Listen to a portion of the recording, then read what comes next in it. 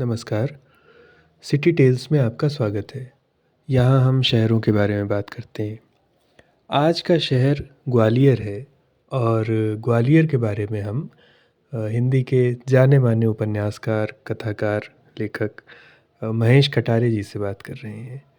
महेश जी के पास ग्वालियर का लंबा सुदीर्घ अनुभव है। आइए सुनते हैं कि ग्वालियर शहर महेश जी के लिए कैसा है? देखिए, ग्वालियर हम लोगों के लिए ये हमारे बचपन से ही ये हमारे राजाओं का शहर रहा है। हमारे माता-पिता भी यही कहते थे कि वहाँ पे ग्वालियर में राजा रहते हैं, महल है। तो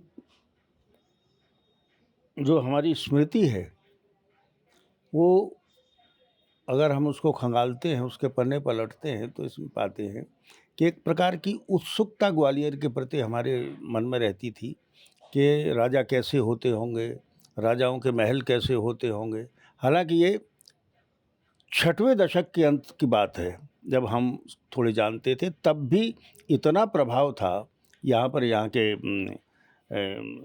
राजा का या महाराजा उनको कहते थे कि तब तक ये स्वतंत्रता का इतना प्रभाव गाँव के बीच में नहीं था। हम लोग मूलतः गाँव से हैं, भिंड शहर से, भिंड ज़िले से। मुझे याद अगर मैं करूँ तो यहाँ लगभग मैं 1958 में पहली बार मैंने ये शहर देखा था, यहाँ आया था। क्योंकि 5वां जब मैंने पास किया था अपने गांव से, उसके बाद 6वें के पढ़ने के लिए आगे कोई गुंजाइश नहीं थी वहाँ पे। तो यहाँ पर मैं आया, पिताजी लेकर के आए थे। तब जिस जगह पे हम लोग बैठे हुए हैं, ये उपनगर है ग्वालियर का और इसे मुरार कहते हैं। तो मुरार एक छावनी हुआ करती थी। मुरार कोई शहर नहीं था, सिर्फ छावनी थी और छावनी के लिए एक बाज़ार बनाया गया था जिसे सदर बाज़ार कहते हैं। और सेंटर बना दिए थे कि फलां संतर, गंगा माई संतर, चिक संतर, इस तरह से सेंटर को संतर कहने लगे थे यहाँ के लोग। बहरहाल, तो मैं यहाँ आया था, तो सबसे पहला परिचय मेरा वही उस समय पे हुआ था। बहुत छोटा-सा ये उपनगर था। उसके बाद मैं फिर अपने गाँव पहुँच गया। 90 में मैं फिर यहाँ पर आया। वो 1962 या 63 का समय रहा होगा। तो कुल मिलाकर के इस शहर को जब मैंने देखा, तो एक सामंती शहर था। सड़कों पर उस समय पे छिड़काव हुआ करते थे। सबके घरों में बिजलियाँ नहीं थी। लालटेन जलाते थे लोग, या जो केरोसिन की जो कुप्पी होती थी जिसको चिमनी कहते थे यहाँ पर, या घरों में चिमनियाँ जलती थी। हम लोगों ने भी जो पढ़ाई की, वो लालटेन से पढ़ाई की थी। खैर, उसके बाद जब दोबारा हम लौट कर के आए तो इस शहर में सब जगह बिजली हो चुकी थी। तो इस तरह से तो इस शहर में मेरा प्रवेश हुआ। और सबसे बड़ी रुचि हमारी यहाँ पे ये होती थी कि मैंने जो सबसे पहले इसमें महत्वपूर्ण चीज़ देखी, वो ये देखी कि यहाँ पे एक टॉकीज हुआ करती थी, उसमें फ़िल्में चलती थी। तो हमें बड़ा आश्चर्य होता था कि किस तरह से ये नाचते-गाते हैं और ये सब उस तरह से आते हैं। तो ये हमारे लिए सबसे बड़ा कौतूहल था उस समय पर। और हम सब लोग, हालाँकि उम्र बहुत कम हुआ करती थी, 14-15 साल की हुआ करती थी, तो फिर हम जाते थे। ये शहर पूरी तरह से, जिसको हम शहर कहते हैं, उस तरह से नहीं था। ये अर्ध सामंती शहर था और अर्ध ग्रामीण शहर था। यहाँ का जो बाज़ार था, वो भी गाँवों के भरोसे ही चलता था। जो बड़े-बड़े लोग थे, वो अगर अपनी कोई ख़ास ख़रीदारी भी करते होंगे, तो वो बड़े-बड़े शहरों से करते थे। जैसे कोई आगरा चला जाता था, कोई दिल्ली चला जाता था, जिसकी जैसी हैसियत होती थी। ग्वालियर में मूलतः जो चीज़ें होती थीं वो ग्राम के उपयोग के लिए जितनी चीज़ें होती थी उनसे यहाँ की सारी अर्थव्यवस्था चलती थी। कुछ ख़ास चीज़ों के लिए ग्वालियर अवश्य प्रसिद्ध था। जैसे कि हालाँकि वो कहना चाहिए कि वो तो बीहड़ी लोग चर्चाएँ ज़रूर रहीं, मगर चूँकि ग्वालियर केंद्र था और मध्य भारत की राजधानी रह चुका था पहले, इसलिए ग्वालियर में पुलिस बहुत होती थी। पुलिस का बहुत बड़ा केंद्र भी यहाँ पर हुआ करता था और जो डकैत या डाकू मारे जाते थे, वो सबसे पहले चाहे भिंड हो, चाहे मुरैना हो, ग्वालियर में लाए जाते थे। तो मुझे याद है क्यों ग्वालियर में लाया जाता? क्योंकि ये सबसे बड़ा केंद्र था यहाँ पे। डीआईजी यहीं पर रहता था। एसपी भले ही भिंड में रहते हों या मुरैना में रहते हों, तो ये यहीं पर आते थे डाकू। तो हमने डाकुओं को भी देखने की एक वो होती, उनकी प्रदर्शनी लगती थी। खाट पे बांध करके उनको लाया जाता था। तो हम जो पढ़ते थे वो सब उनको देखने के लिए जाते थे कि ये खाट पर बंधा हुआ है। हमने मान सिंह के फ़ोटो देखे हैं, रूपा के फ़ोटो देखे हैं। तो इस तरह से वो भी एक यहाँ पे मेरा कहने का मतलब ये है कि वो चीज़ें नहीं थी जिस तरह से शहरों में पहले ग्वालियर में होती थी। ग्वालियर की एक ख़ासियत थी कि कॉलेज यहाँ पे था, जो कि पहले न भिंड में था न मुरैना में था। वो हाई स्कूल तक के तो वहाँ पर हुआ करते थे। तो भिंड और मुरैना के जो लोग थे वो भी पढ़ने के लिए ग्वालियर ही आते थे। और महारानी लक्ष्मीबाई कॉलेज उस समय का प्रसिद्ध कॉलेज था। उसमें ही साइंस के क्लासेज भी चलते थे और आर्ट्स के क्लासेज भी चलते थे। बहुत अच्छी बिल्डिंग है उसकी, भवन बहुत शानदार बना है। पहले उसको विक्टोरिया कॉलेज कहते थे, इसके बाद में उसका स्वतंत्रता के बाद में मतलब 1958 के बाद में जब मध्य प्रदेश बना वो महारानी लक्ष्मीबाई कॉलेज हो गया। खैर, तो वो सबसे बड़ा केंद्र था। तो बाहर के लोग भी यहाँ पर आते थे। सब लोगों की अलग अलग कहना चाहिए कि छात्रावास थे। जैसे राजपूतों का छात्रावास है, अब भी है वहाँ, यहाँ पर अलग छात्रावास बना था, राजपूत छात्रावास, मराठा छात्रावास। ये बड़े प्रसिद्ध छात्रावास थे। जातियों के छात्रावास हुआ करते थे, जाट छात्रावास, ब्राह्मणों ने भी एक छात्रावास बनाया था। तो खैर, ये अर्ध सामंती शहर था और ख़ास तौर से संगीत के लिए बहुत प्रसिद्ध था। हमने देखा है उस समय पे कृष्णराव शंकर पंडित जीवित थे। हम कॉलेज से जब आते थे तो देखते थे कि शंकरराव पंडित चले आ रहे हैं, काली टोपी लगाते थे, अचकन पहनते थे और चूड़ीदार पजामा। हमको नहीं जानते थे, हम मित्र अगर 2-3 भी होते थे साथ में तो उतर करके उनको प्रणाम करते थे और वो हम लोगों से पूछते थे, अपरिचित होते हुए भी। वो पूछना भी उनका लगभग सुर में होता था। पूछते थे, आप कैसे हैं? इस तरह से पूछते थे। तो ये वो शहर था जिसमें कलाकार की इतनी प्रतिष्ठा थी कि बड़े-बड़े सेठ साहूकार अपनी गद्दियों से उठ कर के पंडित जी को प्रणाम करते थे। ये मैंने खुद अपनी आँखों से देखा है। तो यहाँ पे जगन्नाथ प्रसाद मिलिंद हुआ करते थे, बहुत प्रसिद्ध साहित्यकार थे अपने समय के। हालाँकि वो सोशलिस्ट थे, मगर उनका कांग्रेसी वो हो या कोई भी हो, इतना सम्मान करते थे सब लोग, सरकार भी उनका सम्मान करती थी। तो प्रतिष्ठा तो थी, मगर संगीतकार की ज़्यादा प्रतिष्ठा यहाँ हुआ करती थी। तो ये संगीत का शहर था और होना भी चाहिए। इसलिए होना चाहिए कि यहाँ पे तानसेन का जन्म हुआ है। यहाँ से इसी संभाग में या ग्वालियर राज्य में ही बैजू बावरा हुआ करते थे। तो यहाँ पे संगीत की बहुत प्रतिष्ठा थी। संगीत के कई दिग्गज लोग यहाँ पे उस समय पे रहते थे। जैसे अमजद अली साहब के पिताजी भी उस समय पे रहते थे। कृष्णराव शंकर पंडित तो रहते ही थे, उनके पुत्र इत्यादि थे। उन्होंने एक कॉलेज भी स्कूल खोला था जो अब कॉलेज हो गया है संगीत का। तो इस तरह से संगीत की बहुत प्रबल शिक्षा यहाँ पर हुआ करती थी। खैर, तो इस शहर से इस तरह हमारा परिचय हुआ। ग्वालियर शहर 2 चीज़ों से ज़्यादा जाना जाता था। एक तो यहाँ के राजा की वजह से, इसको कहते थे मोतियों वाला राजा। मोतियों वाला राजा, वो यहाँ के स्टेट के राजा को मोतियों वाला राजा कहते थे, मतलब अत्यंत संपन्न। अच्छा, अच्छा। मोती होते होंगे उस समय पे, उनकी लड़ियाँ वगैरह ज़्यादा होती होंगी।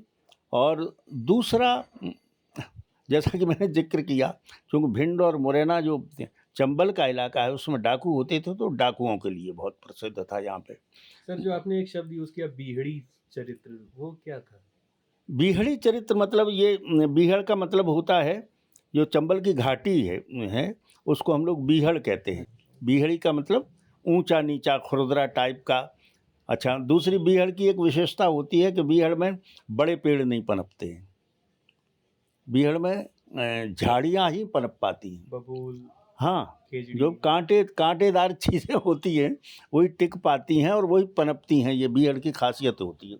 क्योंकि उसकी मिट्टी इतनी मतलब क्या कहना चाहिए कि पोरदार होती है। ऐसी रवेदार मिट्टी होती है कि पानी की बूंद गिरी कि वो बही, तो बड़ा पेड़ अगर जड़ भी नहीं पकड़ पाता तब तक बह जाता है, और ये बनी रहते हैं इस तरह से।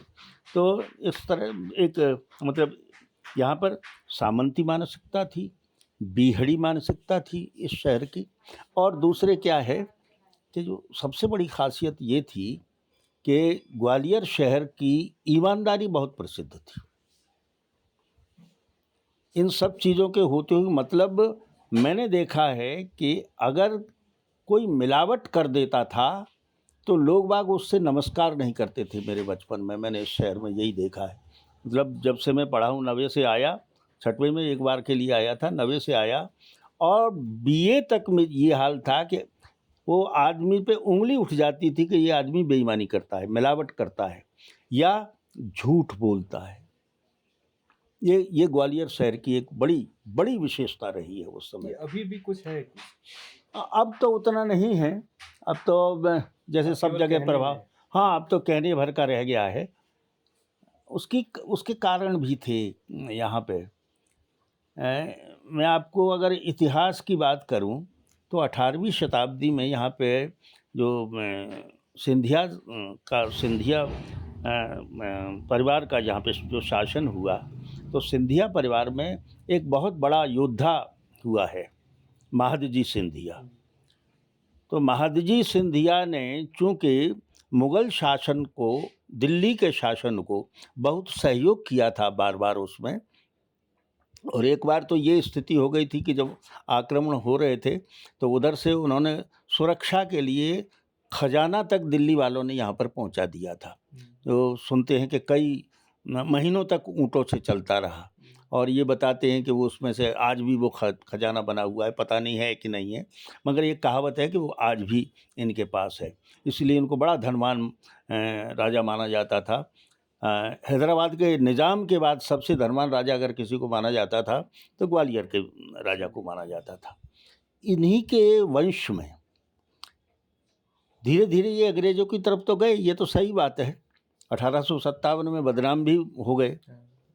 और 1857 की एक महत्वपूर्ण बात ये है कि 1840 में जो गद्दी पर बैठे थे यहाँ पे जयाजी राव, पुराने जयाजी राव, उस समय उनकी उम्र सिर्फ 8 वर्ष थी। 40 में, 1840 में 8 वर्ष के लड़के को गद्दी पर, 8 या 12 वर्ष की, मैं ठीक ढंग से नहीं कह सकता, 8 या 12 वर्ष की थी, उनको गद्दी पे बिठाला गया।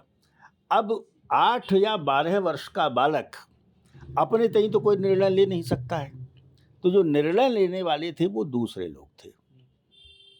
तो एक जो पंक्ति जो कही गई है कि अंग्रेज़ों के मित्र सिंधिया ने छोड़ी राजधानी थी, हैं, तो वो बिल्कुल यहाँ से भागे, मगर भागे अपने किसी दूसरे की सुरक्षा में, दूसरे के कहने से। जो उनके मंत्री हुआ करते थे वो वहाँ से भागे। उन्होंने एक उपन्यास लिखा है वृंदावन लाल वर्मा ने, महादजी सिंधिया के नाम से। खैर वो तो बहुत बहादुर माने जाते हैं, इतिहास में भी माने जाते हैं। तो एक ये भ्रम जो था वो भी था।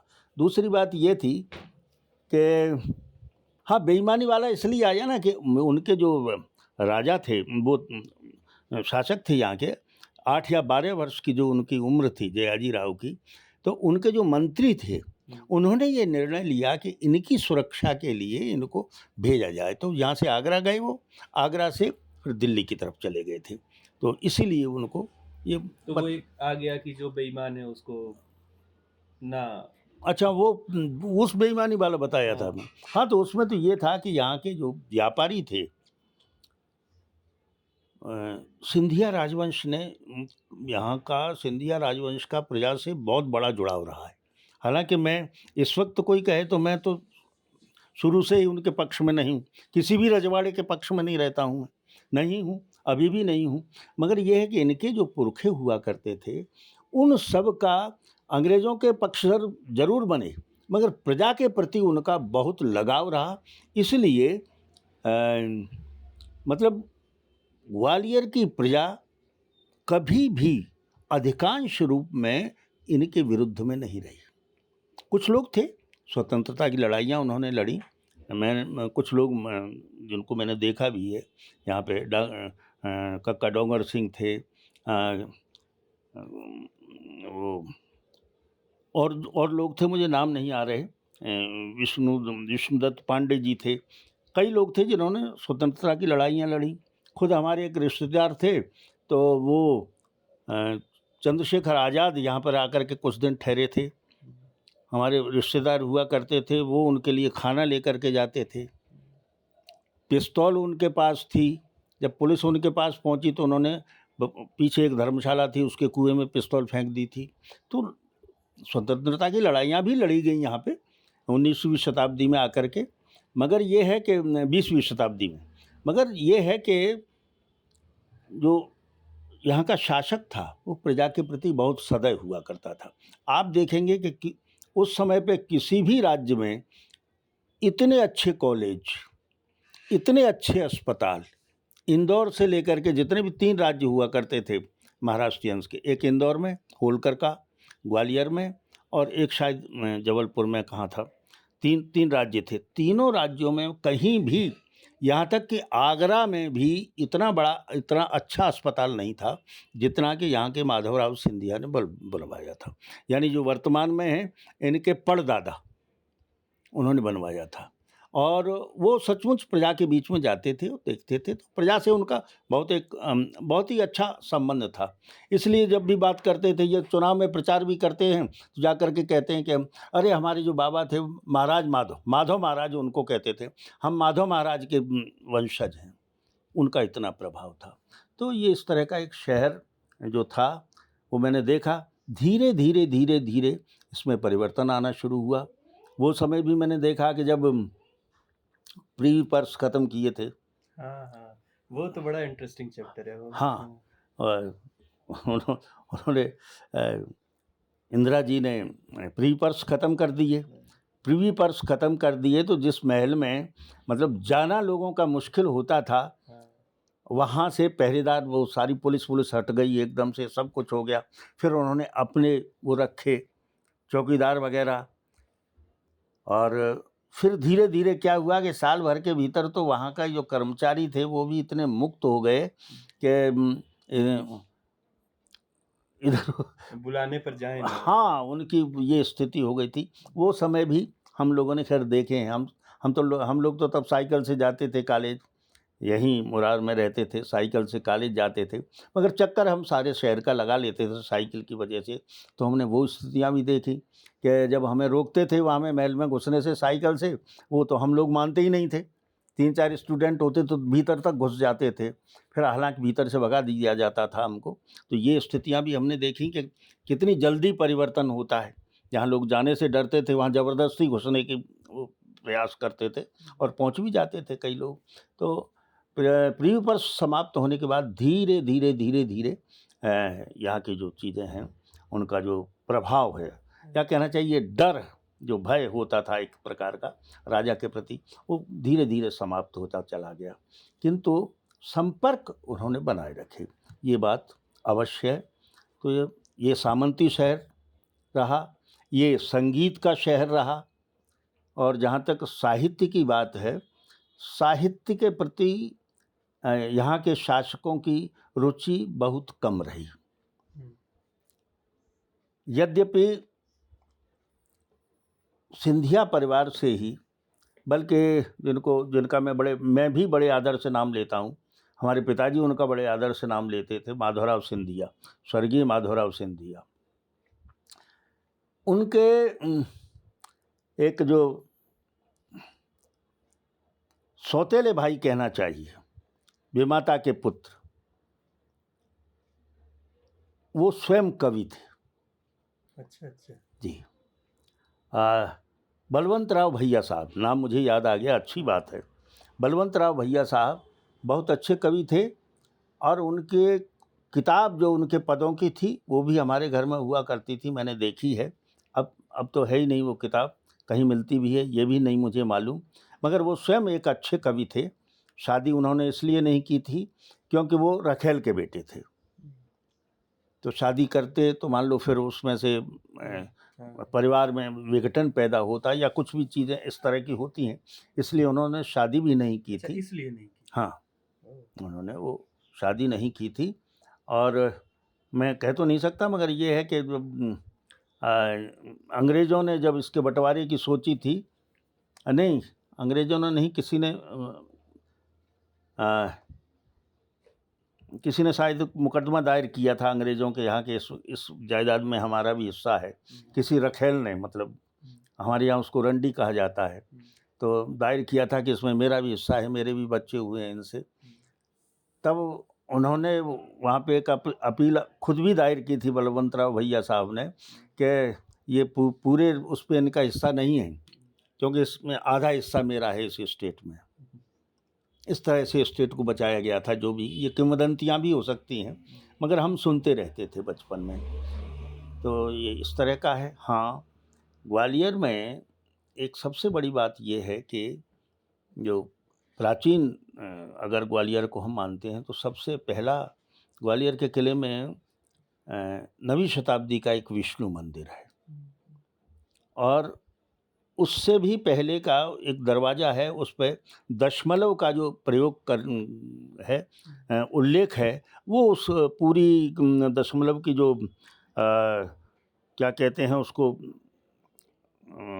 गणित की परंपरा, हाँ, दशमलव की जो गणितीय परंपरा है वैदिक, उसका उल्लेख यहाँ पर मिलता है, बिल्कुल स्पष्ट उल्लेख मिलता है। सबसे पहला ये भी यहाँ है। तो ग्वालियर का जो पहाड़ है, जिसको गोपाचल पर्वत कहते हैं, उस परंपरा को भी साथ में रखता है। दूसरी सबसे बड़ी ये है कि उस सबसे स्पष्ट प्रमाण ये है कि यहाँ जैन का बड़ा तपस्या स्थल रहा है ये गोपाचल पर्वत। बड़ी बड़ी 52 गजा मूर्ति जिसको बोलते हैं, बहुत बड़ी मूर्ति हैं। ऐसी बड़ी बड़ी मूर्तियाँ यहाँ पर, जो कि सीधे चट्टानों में बनाई गई हैं, वो यहाँ पर किले में विद्यमान है। तो इसका मतलब ये है कि लगभग इसका इतिहास अगर हम ले जाएं तो 2000 साल पहले तक तो पहुँचता है गोपाचल पर्वत का। अब बहुत से लोग कहते हैं कि गालब की ऋषि भूमि है, तो हमें अब पता चलता है कि गालब नाम के कोई यहाँ पे ऋषि रहे ही नहीं थे। मगर उनसे कह दो, किसी से कह दो, तो लोग मानने के लिए तैयार नहीं, क्योंकि एक परंपरा सी प्रचलित हो गई है, ये श्रुति सब लोगों तक पहुँच गई है। दूसरी बात ये कि सबसे महत्वपूर्ण कि चूँकि ग्वालियर शहर केवल ग्वालियर शहर से नहीं जाना जा सकता है। ग्वालियर में न बुंदेली बोली जाती है भाषा के स्तर पे, न यहाँ पर ब्रिज बोली जाती है। इन दोनों का मिला जुला रूप बोला जाता है, और उसके साथ में कई अनेक बोलियाँ हैं, जैसे भदावरी बोली है, तवरघारी बोली है, और दूसरी 2-3 बोलियाँ और हैं छोटी छोटी। तो इन बोलियों को सबको मिलाकर के ग्वाल्हेरी बोली जिसका नाम है, वो यहाँ पे विकसित हुई। कैसे विकसित हुई? क्योंकि जो भाषाएं भिंड में बोली जाती थी, या भिंड के इलाके में, या मुरैना के इलाके में बोली जाती थी, या शिवपुरी की तरफ जो मालवी का लहजा आया है वो बोला जाता था, वो सब यहाँ पे आकर के मिल गई। इसलिए यहाँ पर हिंदी का तुलसीदास से पहले भी एक बड़ा कवि हुआ है ग्वालियर में। अच्छा, ग्वालियर में। ग्वालियर शहर नहीं, मैंने कहा कि ग्वालियर के शहर को सिर्फ एक ख़ास छोटे से हिस्से से नहीं जाना जा सकता, या एक सीमा में बांध करके नहीं जा सकता, जब तक कि आप इसके साथ में आस-पास के जो ज़िले हैं, यानी चंबल से इधर का जो इलाका है, चंबल से भीतर का इलाका है, चंबल के बाहर तो उधर राजस्थान लग जाता है, उत्तर प्रदेश लग जाता है, इससे पहले का जो इलाका है, सबके साथ जोड़ करके हमें ग्वालियर को देखना पड़ेगा। तो भिंड ज़िले में एक गाँव है, उसका नाम है लावन। लावन में एक विष्णु मंदिर है 8वीं शताब्दी का। वहाँ पर विष्णुदास रहते थे, जिन्होंने सबसे पहले हिंदी में रामायण लिखी। तुलसीदास ने रामचरितमानस बाद में रखा है। अच्छा। हाँ, ये इसकी है। तो वो यहाँ का सबसे पहला कवि है, विष्णुदास। विष्णुदास, हिंदी का सबसे पहला। इसके पहले जैन मुनियों ने कुछ लिखे हैं, वो ग्रंथ मिलते हैं कि जैन मुनियों ने ये लिखा, और हिंदी का कोई ग्रंथ उससे पहले के में, और उसके कुछ अंश भी मिले हैं। मेरे पास रखे हैं, कई अंश मिल जाएंगे, एक किताब में है। तो विष्णुदास के बाद में फिर यहाँ पे इस धरती पे कोई इतना बड़ा कवि नहीं हुआ। संगीत की एक परंपरा चली, तो संगीत के पद जरूर बने यहाँ पर, मगर साहित्यिक दृष्टि से उल्लेखनीय कोई बड़ी रचना यहाँ पर हमें दिखाई नहीं देती है प्रायः। आज के समय में, स्वतंत्रता के पहले और स्वतंत्रता के बाद, जैसे मैंने जगन्नाथ प्रसाद मिलिंद जी का नाम लिया, और भी 2-3 कवि ऐसे थे जो जिन्होंने स्वतंत्रता के लिए गीत लिखे, स्वतंत्रता के गीत जगह जगह गाए। जैसे मैं आज भी एक गीत याद आता है कि फिरंगी नल मत लगवावे, लोग गाते थे, लोग गायक थे जिन्होंने ये गीत बनाया था। फिरंगी नल मत लगवावे, नल को पानी बहुत बुरा, मेरी तबीयत घबरावे। क्योंकि नल लगवाए थे अंग्रेज़ों ने आकर के, तो वो उनकी मतलब ये थी कि ये अंग्रेज़ों की लगाई हुई चीज़ है, ये हमें नुकसान ही पहुंचाती है, इसलिए नल का पानी भी नहीं हम पिएंगे। तो लोक गायकों ने अपने बनाए थे। कुछ कवि हुए जिन्होंने स्वतंत्रता के गीत लिखे, कुछ किताबें लिखी। उसके बाद एक परंपरा शुरू होती है, फिर कई लोग उस परंपरा में जुड़े। डॉक्टर कोमल सिंह सोलंकी, प्रकाश दीक्षित, मुकुट बिहारी सरोज, जयंती अग्रवाल और दुनिया भर के तमाम लोग, एक परंपरा चलती है वहाँ से, वो जो हम लोगों तक आकर के पहुँचती है। पवन करण हैं यहाँ पे बहुत प्रसिद्ध कवि, और भी लोग हैं जो उस तरह से लिखते हैं। तो ग्वालियर में उस तरह की परंपरा रही है, और एक समानांतर सत्ता की परंपरा ग्वालियर में रही है। समानांतर सत्ता, जैसे मैंने कहा कि ये तो शासन ये था जो यहाँ पे महाराष्ट्र इनका सिंधिया का शासन था, सिंधिया चले गए तो राज्य शासन हो गया। दूसरी तरफ एक शासन कहना चाहिए कि प्रतिशासन था, वो डकैतों का था। यहाँ पर जैसे निर्णय इधर करते थे, उधर निर्णय दूसरी तरफ से वो करते थे, और उनका न्याय भी बहुत प्रसिद्ध था। मुझे अच्छी तरह याद है, हमारे बचपन में मानसिंह का न्याय बहुत प्रसिद्ध था, और वो सचमुच न्याय करते थे, ऐसा माना जाता है। इस बात के लिए वो प्रसिद्ध थे। उसके बाद तो खैर, अब जैसे लाखन सिंह हैं, तो लाखन सिंह ने तो जो पहला बदला जो लिया था, वो हमारे गांव में लिया था। 11 लोग मारे थे हमारे अपने गांव में, मैं तब बहुत छोटा था। तो वो एक प्रतिसत्ता भी यहाँ पर उस तरह से चलती रही है कि भाई अब हमारा शासन से निर्णय नहीं हो पाता है, न्याय नहीं मिलता है, तो हम अपने हाथ से न्याय करेंगे। और उसमें ऐसा नहीं है कि केवल उच्च जातियों के लोग हों। जैसे मोहर सिंह तो गुर्जर था, पिछड़ी जाति का था, और एक और था वो जाटव था, मनीराम, वो बड़ा डाकू हुआ है मगर वो जाटव था, शेड्यूल कास्ट था। तो उस तरह के लोग भी यहाँ पर हुए हैं। ये एक अलग तरह की परंपरा यहाँ पर रही है। अब तो खैर बहुत समृद्ध है, नया बन रहा है ग्वालियर, और इतना नया बन चुका है कि पहले जब इसकी जनसंख्या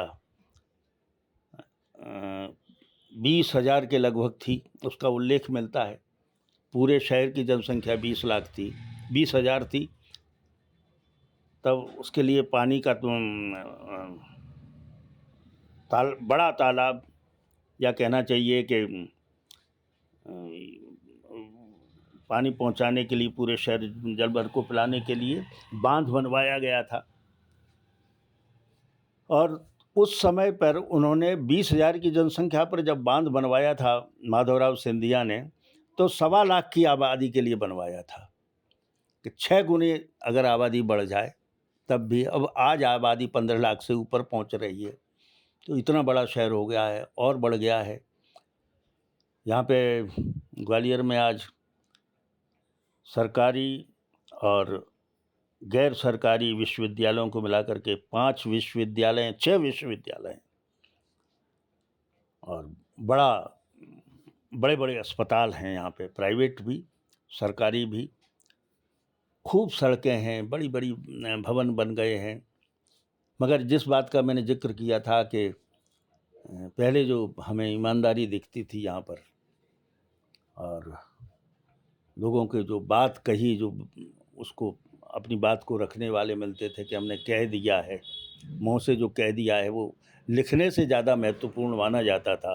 ये पूरे चंबल की परंपरा भी है यही, कि मुँह से जो कह दिया वो कह दिया, लिखने से ज़्यादा महत्वपूर्ण है, लिखा पढ़ी का ज़्यादा ज़रूरी नहीं है। अच्छा सर, ये वाला चरित्र चंबल के आसपास के इलाकों में प्रोमिनेंट है, मतलब हाँ, ऐसा क्यों है? मतलब देखिए, मतलब वो जहाँ तक चंबल है, जी, चंबल के आसपास का जो संस्कृतियां हैं वो इस बात पे बहुत वो रहती हैं, रिजिड की हाँ, बात का मोल बहुत है। हमने कह दिया तो कह दिया।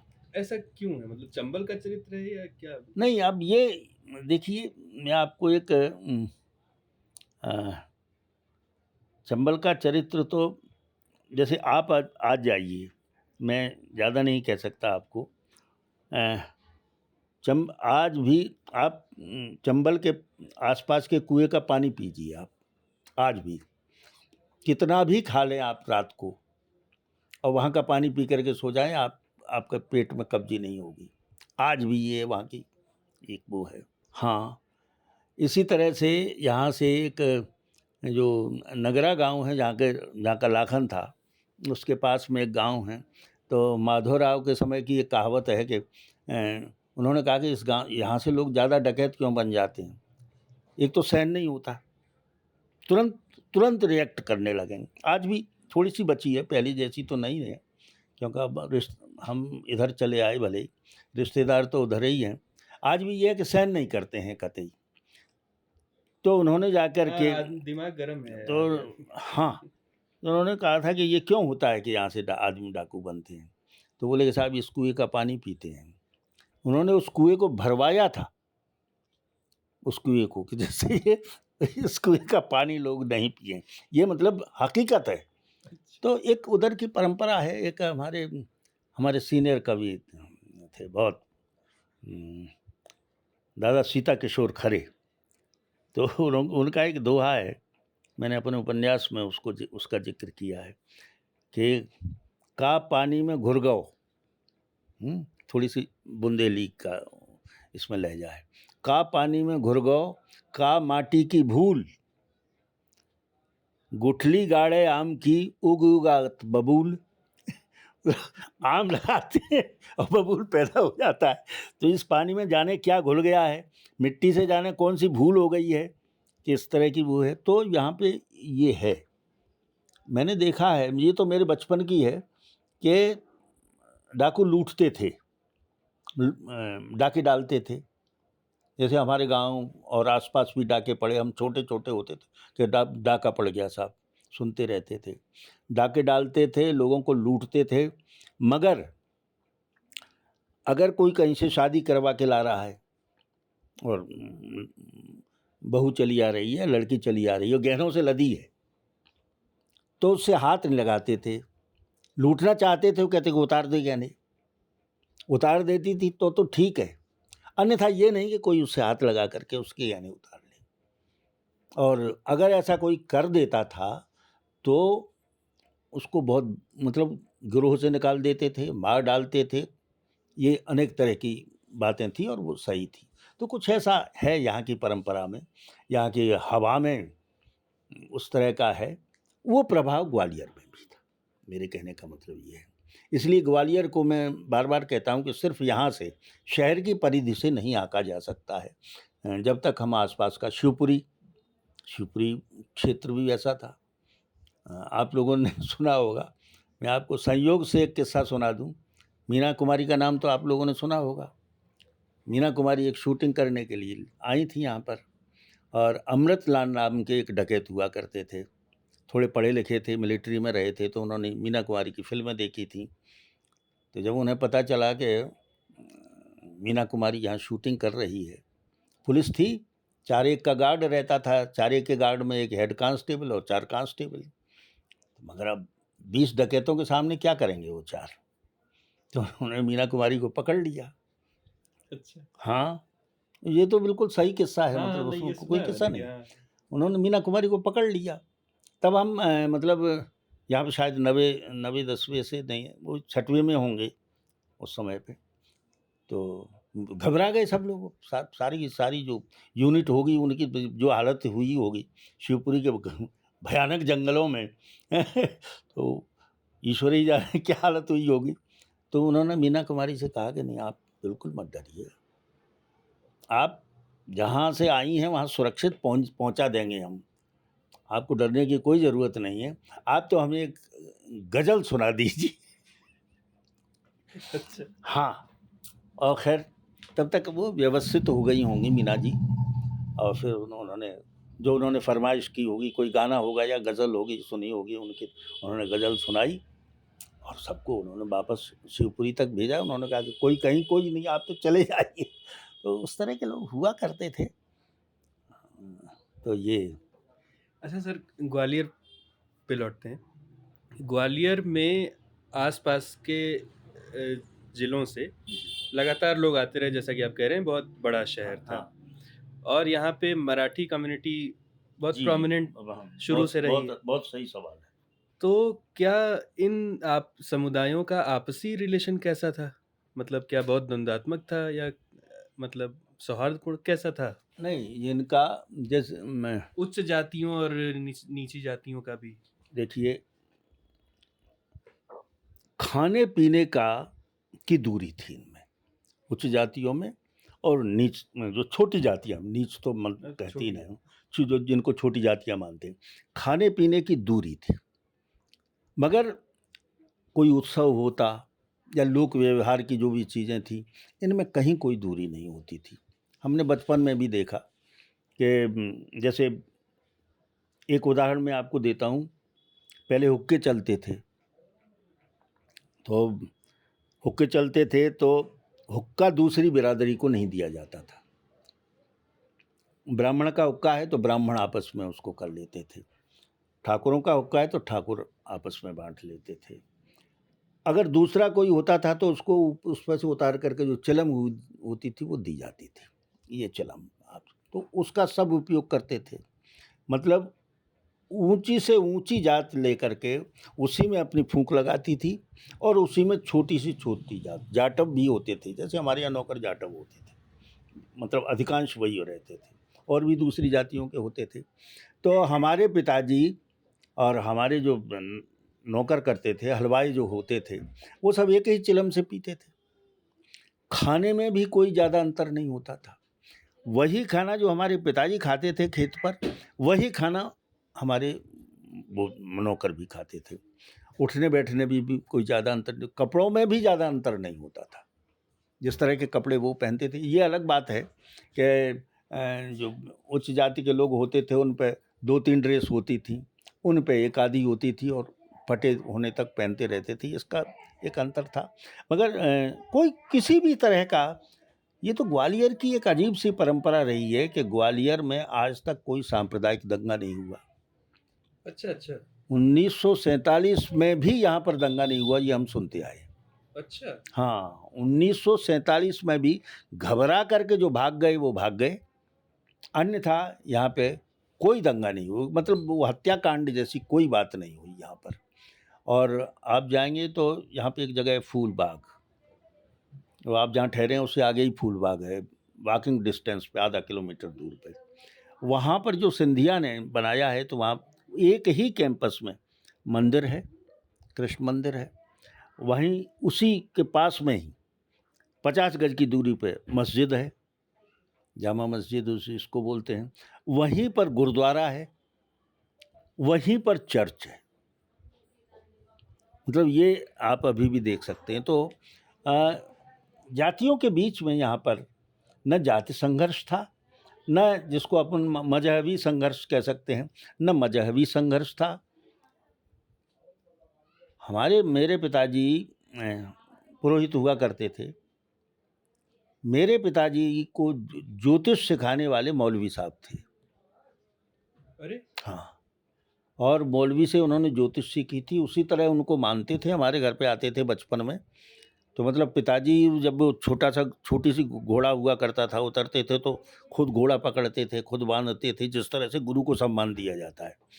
और वो धोती पहनते थे, जिस तरह से पंडित पहनते हैं, और आजीवन तक पहनते रहे। मैं जब बचपन था आते थे, धोती पहनते थे, सफ़ेद साफा बाँधते थे। जब हमारे यहाँ आते थे और मुस्लिम उनमें जाते थे तो मीलाद करते थे वो जा करके, उनका जो धार्मिक ग्रंथ होता है उसको पढ़ते हैं, मोहम्मद साहब की जीवनी को सुनाते हैं, जैसे अपने यहाँ पंडित सुनाते हैं, उसको मीलाद कहते हैं। तो मीलाद के लिए वो हमारे यहाँ के मुसलमानों के यहाँ ठहरते थे। जब तक वो रहते थे 3 या 4 दिन, तब तक अंडा भी नहीं खाते थे मुसलमानों के यहाँ। तो आपस में ऐसा लगता ही नहीं था कि ये कोई अलग मज़हब के लोग हैं और हम अलग मज़हब के लोग हैं। बस ये लगता था कि हाँ, ये मुसलमान हैं, जैसे जातियाँ होती थीं। क्या सब एक ब्राह्मण हो गए, एक ठाकुर हो गए, एक दूसरे हो गए, ये हो गए, उसी तरह से ये मुसलमान है। अब ये जो कहना चाहिए कि लोकतंत्र की ज़रूरी चीज़ है वोट, उसने ये सारी खाइयाँ बहुत पैदा भी की और बहुत बढ़ा भी दी हैं। अब तो जाति के आधार पर कैसे भी कुर्सी चाहिए, मज़हब के आधार पर कैसे भी कुर्सी चाहिए, जैसे भी हो कुर्सी चाहिए, और वो बीमारी तो अब सब जगह है, तो ग्वालियर में भी आ चुकी है। अब बँटवारे होते हैं, उन्होंने कहा कि साहब वहाँ पे इतने लोग ज़्यादा हैं, इस समूह की संख्या ज़्यादा है, तो वहाँ पे उसको टिकट दीजिए, उसको चुनाव में खड़ा कीजिए, ये चीज़ें हैं। नहीं सर, मैं आपसी सामाजिक स्तर पे पूछना चाहता हूँ कि जो मराठी, हाँ, मराठी मराठी। मराठी और हिंदी भाषी, ये जो 2 मतलब 2 हाँ, मैं आपको बताऊँ। समाज हैं, तो क्या मराठी कैरेक्टर या मराठी चरित्र जो है वो थोड़ा सुपीरियॉरिटी वाला होता था? हाँ। मराठी चरित्रों में ख़ास तौर से ये सबको हम लोग, हमारे पिताजी वग़ैरह सरदार कहते थे। मतलब सरदार ही होते थे। उन्होंने कहा साहब फाल्के साहब हैं, ये फलाने साहब हैं, तो इनकी बड़ी-बड़ी कोठियाँ होती थीं। जागीरदार, ज़मींदार ज़्यादातर होते थे। हमारे पड़ोस में एक उनको बुआ साहब कहते हैं। बुआ बुआ कहते हैं, पता नहीं बुआ का क्या अर्थ होता है मराठी में, शायद आदर सूचक वो था। तो उनका एक तो सांस्कृतिक असर ये पड़ा कि यहाँ पे जो महिलाएँ होती थीं, मराठी में महिला के लिए आदर सूचक शब्द जोड़ा जाता है बाई। हालाँकि वो वही आपके लखनऊ में पहुँच जाएँगे तो बाई का बिल्कुल अर्थ बदल जाएगा। मगर यहाँ बाई शब्द महिला के लिए बहुत आदर सूचक होता है महाराष्ट्रियन में, हैं? जैसे लक्ष्मीबाई, अहिल्याबाई, जितनी भी बड़ी महान हस्तियाँ होती हैं, बाई कहते हैं उनको। तो एक शब्द ये है कि हमारे गाँव में भी आस-पास सारी जगह पे जो महिलाएँ होती थीं, उनको बाई कहा जाता था, आदर की। इस तरह का सांस्कृतिक एक असर यहाँ पे पड़ा। दूसरी बात ये है कि थोड़ा-सा इनको ऊँचा मानते थे। सरदार माने शासक। ये उनमें भी ये होता था कि अगर हम जा रहे हैं तो ये हमारी क्या कहना चाहिए उसको, कुछ प्रजा नहीं कहते थे, कुछ और शब्द इस्तेमाल होता था यहाँ पे, रैयत। रैयत बाड़ी, यस। हाँ, ये हमारी रैयत है। प्रजा ही है रैयत हाँ, एक तरह से। रैयत, हाँ, तो वो रैयत कहते थे यहाँ पे कि साहब ये हमारी रैयत है। अब उस रैयत में ब्राह्मण से लेकर के और आपका जो जमादार है वो सब शामिल है उसमें। नॉन मराठी। नॉन मराठी, वो इतना उनमें था। इतना भी था कि वो उनको इस बात का एहसास रहता था कि हम मतलब शासक वर्ग से हैं। सबका संपर्क रहता था, ऐसा नहीं कि संपर्क नहीं रहता हो, संपर्क रहता था, शादी-ब्याह में आना-जाना होता था, सब साथ-साथ मिल कर के बनाते थे। मगर एक ये भाव रहता था, आपको मैं उदाहरण देता हूँ, हमारे पड़ोस का एक गाँव है गोबई, वहाँ पर एक बुआ साहब थे और उम, मैं नाम भूल रहा हूँ, उनका लड़का हमारे साथ पढ़ता था, बुआ भालेराव उसका नाम था, हमारे साथ पढ़ता था। बुआ झंडू राव उसके पिता का नाम था, हैं? बहुत गरीब थे। हमारा घर पक्का बना हुआ था, उनका घर झोपड़ी वाला था, आप ये समझ लीजिए। अब वो कहीं सेना में कभी रहे होंगे तो यहाँ से उनको ज़मीन मिल गई हमारे गाँव में, उनके पुरखों को, तो वहाँ पे जा कर के रहते थे। जब किसी बात के लिए कुछ मतलब मुहूर्त वगैरह बनवाने के लिए आते थे हमारे पिताजी के यहाँ, तो उनको ये रहता था कि हम बुआ हैं, अब किसी ब्राह्मण के यहाँ जा रहे हैं तो खाली हाथ कैसे जाएँ? घर में पैसा नहीं होता था, ये सही बात है। तो मान लो उनकी झोंपड़ी पे कद्दू लटक रहा है वहाँ पे, तो एक कद्दू को कंधे पर रखे हुए, जो खाली हाथ नहीं आ सकते थे, शासक हैं, ब्राह्मण के यहाँ खाली हाथ कैसे जाएँगे? तो वो आकर के कद्दू रख दिया उन्होंने ला कर के, और ये महाराज ये देखना है। तो ये उतना उनमें था। बाकी अलग तो नहीं ही मानते थे, अपने को ऊपर ज़रूर समझते रहे, हमेशा समझते थे। अच्छा, मराठी राजन्य वर्ग की नहीं, हाँ। लेकिन अभी का जो मराठी सामान्य जनता है, हाँ, जो कि सामान्य जनता ही बहुत है मराठी, हाँ, हाँ, जो कि हिंदी स्पीकिंग है, हाँ। लेकिन है वो रूट्स उसके। हुँ। तो क्या अब भी उसमें वो भाव है? नहीं, अब वो भाव नहीं, प्रायः वो भाव नहीं है। एक ज़रूर अलग आपको दिखाई देगा एक कि विशिष्टता विशिष्टता उसमें ये है कि एक तो श्रमिक वर्ग उनमें नहीं। नहीं है, बहुत ही कम है, बहुत ही कम। जैसे बुआ झंडू राव थे तो वो खेती करते थे बेचारे, तो गाँव में रहने वाले हैं वो तो श्रमिक वर्ग के हैं। यहाँ पे श्रमिक वर्ग नहीं है कोई, ज़्यादातर नौकर पेशा है। एक और दूसरी महत्वपूर्ण चीज़ ये है कि सांस्कृतिक दृष्टि से वो यहाँ के आसपास के जो हम लोग हैं, हमसे वो बहुत ज़्यादा संपन्न हैं। जैसे नृत्य में, गान में और दूसरी जो कलाएँ हैं, पेंटिंग हो उसमें, वो हमसे ज़्यादा जिन कहना चाहिए सुसंस्कृत हैं।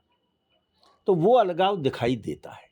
उनकी बात भले ही क्लर्क हो, महिलाएँ क्लर्क कर रही हैं, शिक्षिका हैं, तो दूसरी शिक्षिकाओं से आप अलग कर सकते हैं कि हाँ, ये तो हमारी तरफ की शिक्षिका है, वो तो एकदम से खुरदरी किस्म की है वैसी, और उनमें उठने में, बैठने का, चलने का, बोलने का जो एक अलग विशिष्टता है, वो आपको आज भी यहाँ पर दिखाई दे जाएगी। ये यहाँ पर है। तो मगर ग्वालियर शहर जैसा कि मैंने बताया आपको, एक तो इसकी सबसे बड़ी ख़ासियत जो मुझे लगती है आज भी, कि कहीं से भी सांप्रदायिक नहीं है, आज भी सांप्रदायिकता। मतलब ये बड़ा कॉन्ट्राडिक्टरी है कि जनसंघ यहाँ पे बड़ा मजबूत रहा है बहुत शुरू से। मतलब जनसंघ ही जीतता रहा है कांग्रेस के। जनसंघ जीतता रहा है, फिर उसके बाद में भाजपा जीतती रही है, और ये सब है। मगर आप देखेंगे कि जनता के बीच में कहीं भी अ, आज भी मैं तो ये कहता हूँ कि जो खाँटी भाजपाई हैं, उनके यहाँ आपको विश्वसनीय अगर कर्मचारी नौकर मिलेंगे तो वो मुसलमान हैं। कोई दिक्कत नहीं होती। हाँ, चुनाव के समय पे ज़रूर हो जाता है, उन्होंने कहा कि साहब कहीं से कोई आ गया, अब ज़्यादा आने लगे हैं, एक बड़ी मुश्किल ये हो गई है। बाहर से लोग आ गए, उन्होंने कहा कि अरे साहब ये तो हिंदू हैं, या ये तो मुसलमान है, अब ऐसा काम करना है तो इनको किसी को वोट नहीं देना है, वगैरह वगैरह। तो ये थोड़ी-सी अब चुनाव के समय पे अलगाव ज़रूर दिखने लगा है कि साहब इनको हम वोट नहीं देंगे, इनको हम नहीं वोट देंगे। और क्योंकि मैं जनसामान्य में ही ज़्यादा रहता हूँ, तो कई चीज़ें ऐसी हैं कि अजीब तरह से अब ये प्रवेश करने लगा है। छोटा मतलब कर्म श्रमिक वर्ग जो है उसमें भी ये प्रवेश कर गया है कामगारों में। कामगारों में, कि एक लड़का, क्योंकि मैं तो जानता हूँ। अच्छा, दरअसल ये है कि इस्लाम के बारे में वो उतना नहीं जानते जितना मैं जानता हूँ। कोई बात उनसे कहो तो वो कहे अरे साहब उर्दू हम नहीं जानते, मतलब कोई ऐसी आप कविता सुना दीजिए, साहब उर्दू हम नहीं जानते हैं, आप तो उर्दू में बात कर रहे हैं। ये बात मतलब उनको कहीं ये नहीं है कि उर्दू हमारी भाषा है, हैं? अच्छा, सब में जैसे कोई मान लो श्रीमद् भागवत हो रहा है, अधिकांश श्रमिक आज भी चाहे वो मुसलमान हो हाथ जोड़ करके निकलेगा, ठीक है? ताजिए यहाँ पर रखे जाते हैं। अधिकांश जो श्रमिक वर्ग है हिंदुओं में भी, वो ताजियों की पूजा करेगा, ताजियों के नीचे से अपने बच्चों को निकालेगा, मन्नत मांगेगा। इधर बीच में नहीं है, मगर बाहर से लोग जरूर आकर के, ये बात सही है, एक एक के यहाँ में जाकर के जा बैठता, पंचर जोड़ता है वो, तो वो कहता था कि साहब हमारे यहाँ एक वो आए थे, तो ये वो ज़्यादा चला था ना, क्या नाम है, लव जिहाद। तो बोले कि साहब किसी से कहना मत, हमारे जहाँ वो आए थे, वो ये कहते हैं कि शादी कर लो हिंदू लड़की से, मगर बच्चा पैदा कर लो जल्दी से, बच्चा पैदा कर लोगे तो छोड़ के नहीं जाएगी तुम्हें। अब बाहर के लोग ये कर रहे हैं, यहाँ के लोगों में आज भी उतनी वो नहीं, तो उनको सहमति उसकी भी नहीं थी इसमें कि हाँ साहब हम ऐसा करें, मगर ऐसा करने लगे हैं लोग, आकर के बताने लगे हैं। तो ये ग्वालियर की बहुत बड़ी खासियत है। तो मुझे अब तो ये शहर एक तरह से कहना चाहिए आदत में आ गया है, तो बहुत अच्छा भी लगता है।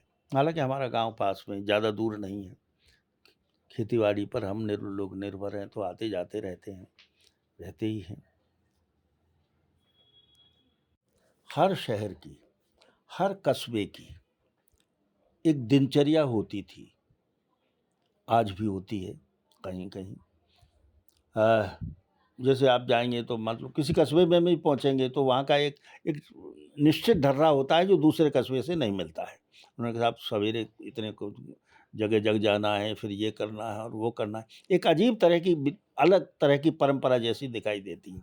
ऐसी ग्वालियर शहर में भी थी कि जो इसके नज़दीकी शहर आगरा में नहीं थी। मैं आपको इस तरह से कहूँ, जैसे आगरा की परंपरा ये थी कि सवेरे ही लोग उठे और जमुना जी में गए और जमुना जी में नहाया और वहाँ से चल दिए।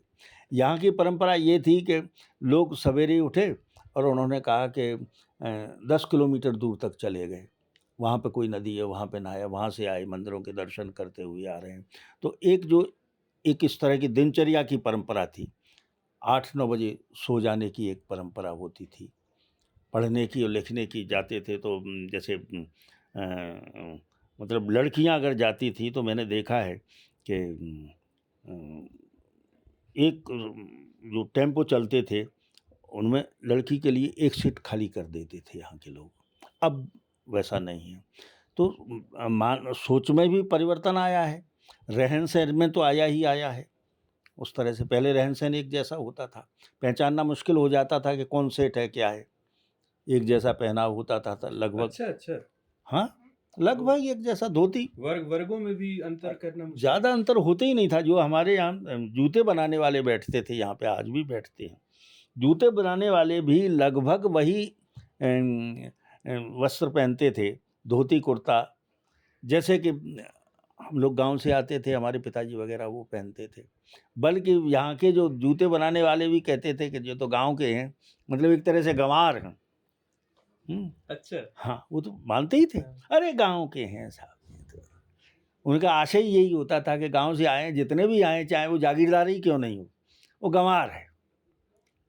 उसमें परिवर्तन आया है। अब आपको दिखाई दे जाएगा कि किसकी गाड़ी छोटी है, किसकी गाड़ी बड़ी है, कौन कहाँ खाना खा रहा है, किस होटल में खाना खा रहा है, कौन कहाँ किस ढाबे पे खा रहा है, कौन। तो ये चीज़ें ग्वालियर में भी बनी। ये जो सामाजिक रूप से जो सीढ़ियाँ हैं वो अब स्पष्ट रूप से दिखाई देने लगी हैं।